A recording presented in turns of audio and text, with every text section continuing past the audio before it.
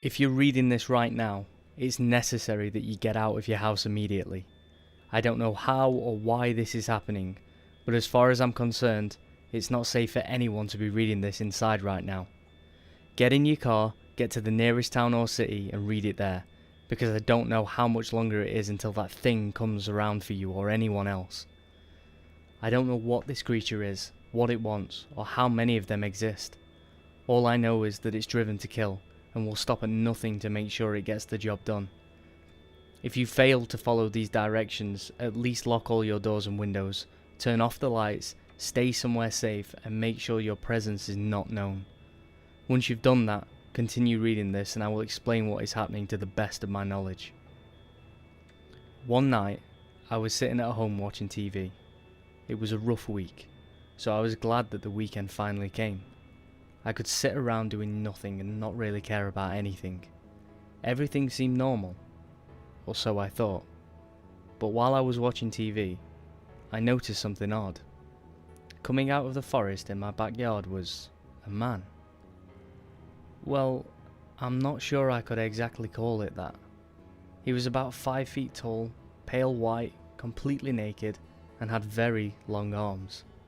And I mean very long arms. They were dragging behind him like a dead weight, and the way he walked almost made it seem like they were a burden to him. His hands were dragging a very large object behind him that I could not see at the time. As he took each step, I noticed that he walked with a very lumbering motion. Each step seemed to drain the very life out of him. I almost wanted to help it. That is, until I saw its face. As it got closer to me, I saw that where his eyes were meant to be, there was nothing but 2 glowing red dots, resting in swollen sockets in his face. He had no nose, and he lacked lips as well. His mouth was stuck in a very wide grin and his teeth were very large. That is to say, if they were teeth. They were more like nails, protruding from his bleeding gums. It had long, jet black hair that almost touched his waist. The thing paid no attention to me, dragging whatever it was carrying behind it like it was his eternal duty. I could hear his soft panting and saw a fog coming from his mouth after each breath, due to the fact that it was the middle of winter. As he began to get closer to the house, I became more and more terrified. I quickly and silently shut off my TV, turned out my lights and hid in my bedroom upstairs. I looked out of my window and continued to watch his actions. During this, the creature had now crossed my long backyard and made it to my house. At this point, I was finally able to see the horrific object it was carrying. In his arms, he was dragging the body of a young man behind him. I couldn't tell what the person looked like. He was too mutilated and torn up for me to be able to distinguish anything human about him. The creature then picked up the body and hung it against the wall with a meat hook, which was already pierced through the man's blood-drenched head. I nearly vomited at the sight of this. The creature walked backwards, stretching out its arms and letting out a subtle yawn. It was as if it had finally completed a very hard task. It walked up to my back porch, its pace quickening after it had hung up the body. I waited in silence and terror, the only noise coming from my quickly beating heart pounding against my ribcage. Then, it looked up at me, and its smile widened. I jumped back in horror as it stepped closer to my back door. It reached out with its long arms and grabbed a hold of my doorknob. It slowly pushed open my back door and stepped inside. At this point, I was too stunned to do anything but lock my door and move to the corner of my room. I cowered under a blanket like a child and waited in fear. I knew that I was next. I heard it climbing up my staircase, making as little noise as possible.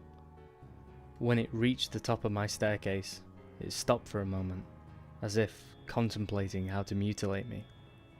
Then, it grabbed a hold of the doorknob and began to shake it violently. It kept shaking the doorknob, hoping to break in, but to no avail. I heard the creature walk down the stairs and head out of my back door. I watched the creature as it slowly sulked back into the forest. I waited for a few minutes, in case it came back with some kind of axe to chop down my door. I must have waited in my room for half an hour before I finally decided it was safe. I quickly ran down the stairs and out of my house. I got into my car and drove out of there as fast as I could. Whatever that creature was, I didn't want to be around when it came back. I went to the nearest town and rented a hotel.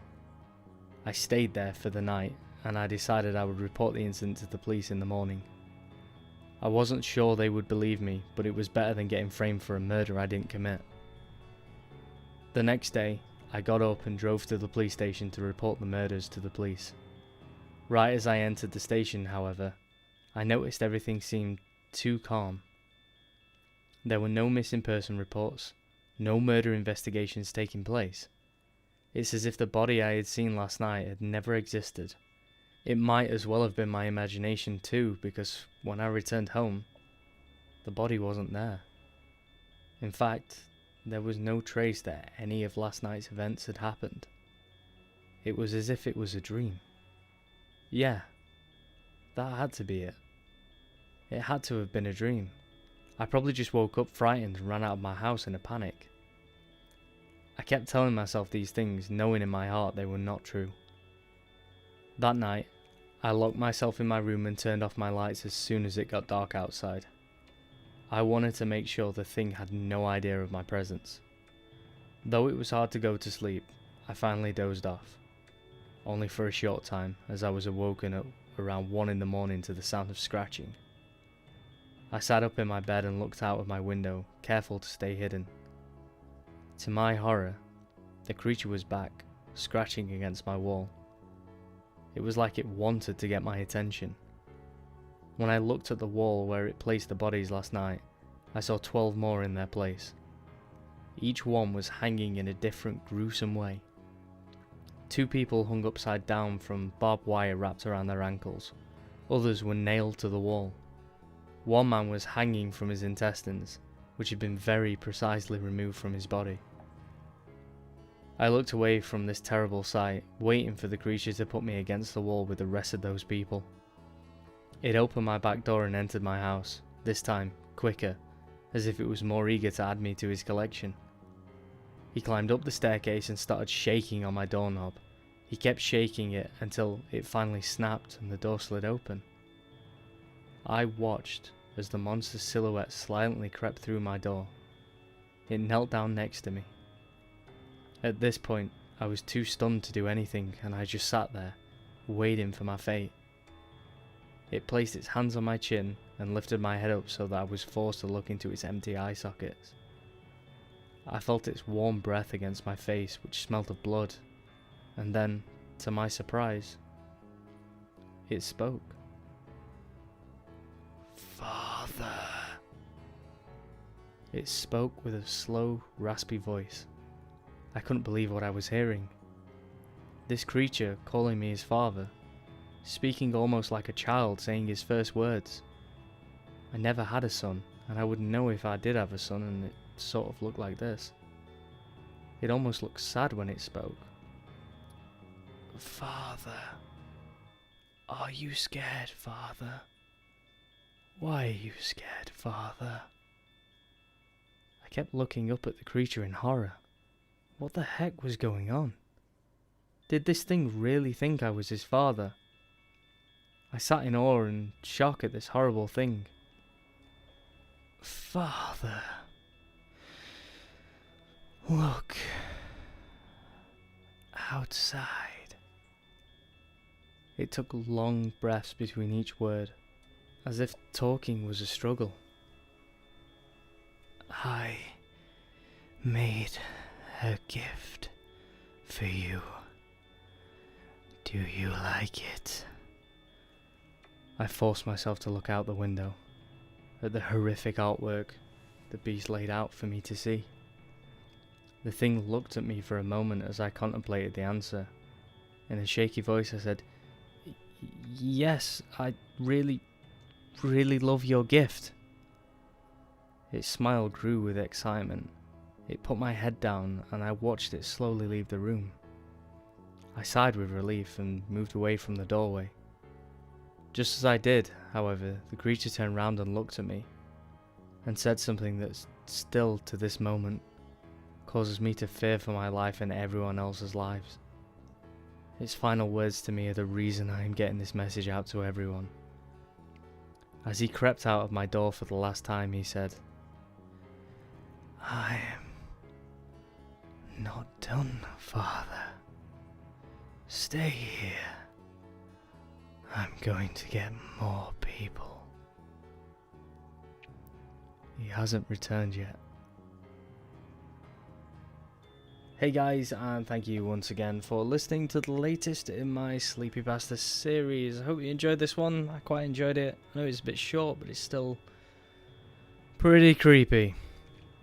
So anyway, the next video will be Saturday, and that will be one of the Creepypastas that I've been doing a bit of. I'll not tell you which one it is, but there's only a small certain few that I can pick from now, so I'll let you do the guesswork. Any comments, suggestions, feedback, please put them in the description down below, or check out the Facebook page in the description, and yeah, send me a message on there. I've spoke to quite a few of you already. It's always fun listening to your stories, and yeah, just a little chit chat, you know. It's alright. I'll stop rambling now anyway, so look forward to Saturday's video and take care.